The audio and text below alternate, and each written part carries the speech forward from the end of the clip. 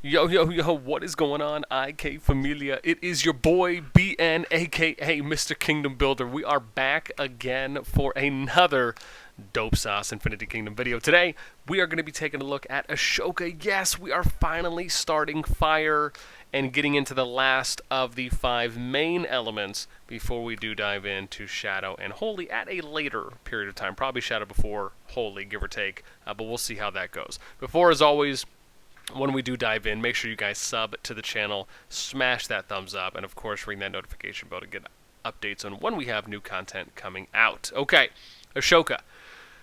Going to be talking about this fire element for the backline as a bowman. Here are, again, the most used, or I should say, our top 45 list of ToK skills.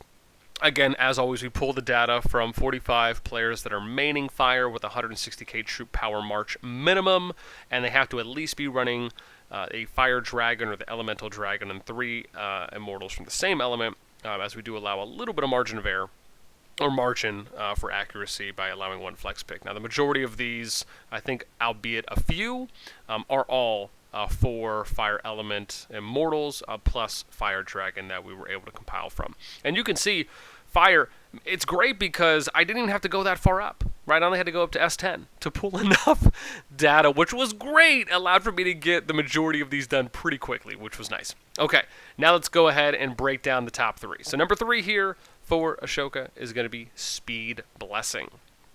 Number 2 is going to be Cleave, used 12 times.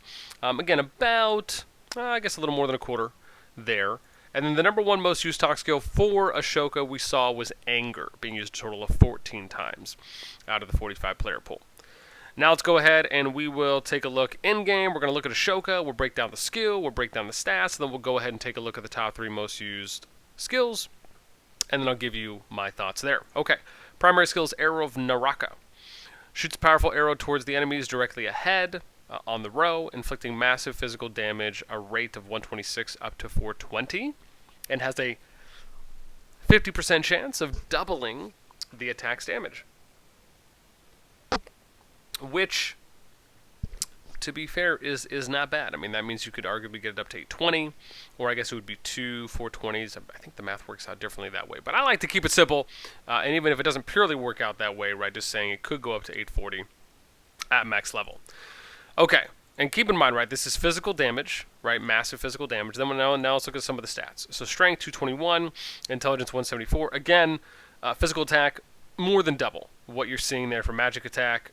Physical defense, a little bit higher than magic attack, but again, kind of going in that order that we see trending a lot with the physical attack-based Immortals, where the magical defense kind of comes in at number 2 more often than not from what we've been seeing. Okay, so now we got that squared away. Let's go ahead and take a look at Tower of Knowledge, right? So we're going to start by looking at Speed Blessing, and that's the little guy that's zooming around with the awkward Z shape. I'm sure I'll find it somewhere. Okay.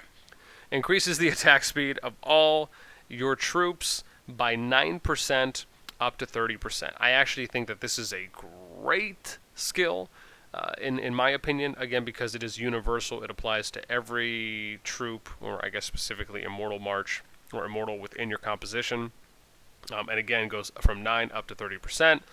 Again, I think it's just because it allows for you to increase attack speed from everyone. The idea there is that hopefully you're going to be getting more skills that are being popped throughout the duration of the battle. Okay, now let's talk about Cleave. I have to remember Cleave. It's the Sideways Comet. I feel like I give it a new name each time.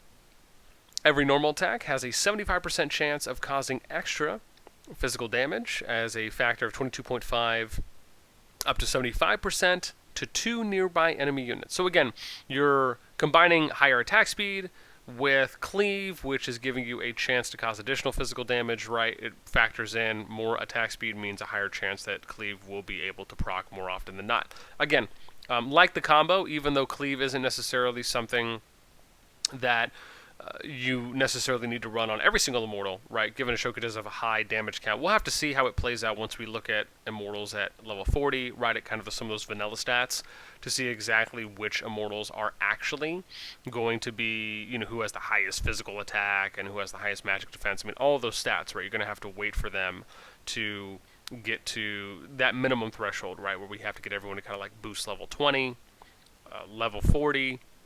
You can take equipment off if you want as well to kind of look at the vanilla stats before equipment and then after, but at least those, right? Maxed level 7 star right before you add on artifacts, right? The artifacts and the equipment is kind of like the flex things because you can subtract those and take those off to look at what those base stats are.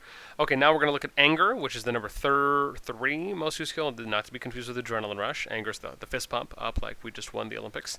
Okay, increases your physical damage by 9%, up to 30%.